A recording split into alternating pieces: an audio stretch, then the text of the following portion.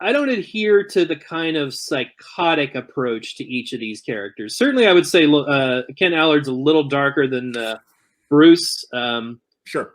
But Bruce isn't, the recent trailer for the new Batman movie just came out, and the guy says to him, what are you? And he says, I am vengeance. And that's not my take on Batman at all. Batman isn't out for vengeance. If he was out for vengeance, he'd be the Punisher. Okay, sure.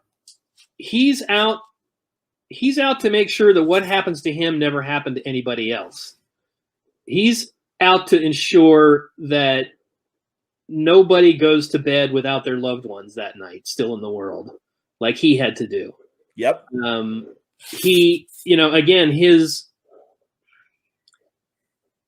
The modern take on the character, I was talking with Nick Darrington about this recently. We were both kind of lamenting the fact that there's not much of the Dark Knight detective in the current take on Batman. He's not very detective-y. He's interesting. Pretty much a paramilitary character at this point.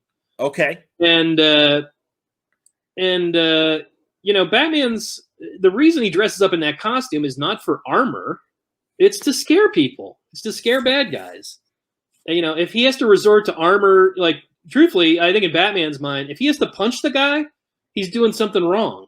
Like, the costume didn't work. He didn't get to terrorize the guy, the right way. Sure.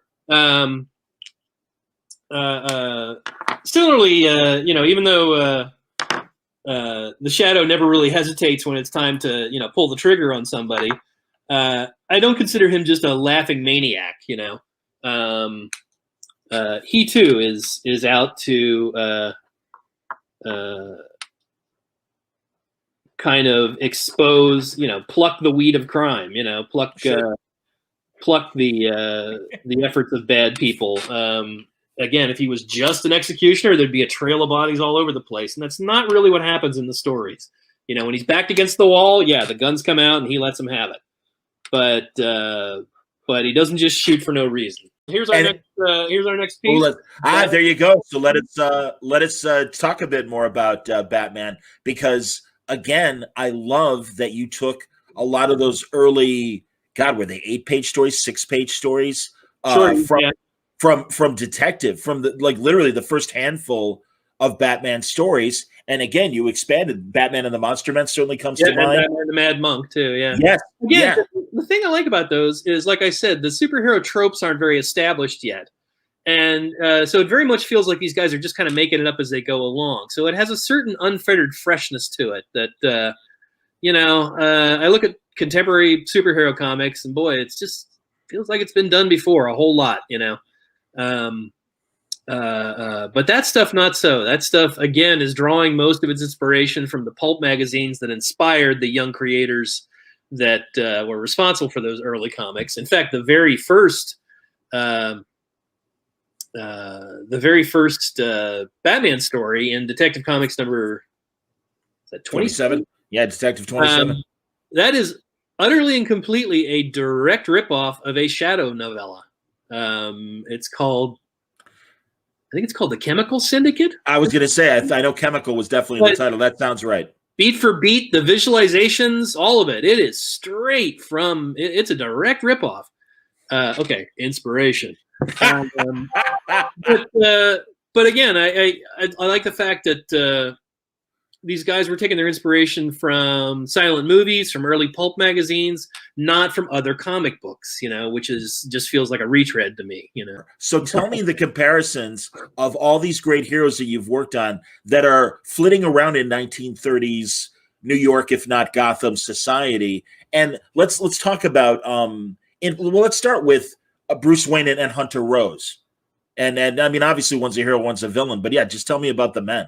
Well, the funny thing with that is when I did the Batman Grendel crossover back in the 80s, that was kind of put together by Kamiko, my initial publisher, in coordination with DC. And at that point, we had just finished the Christine Spar storyline.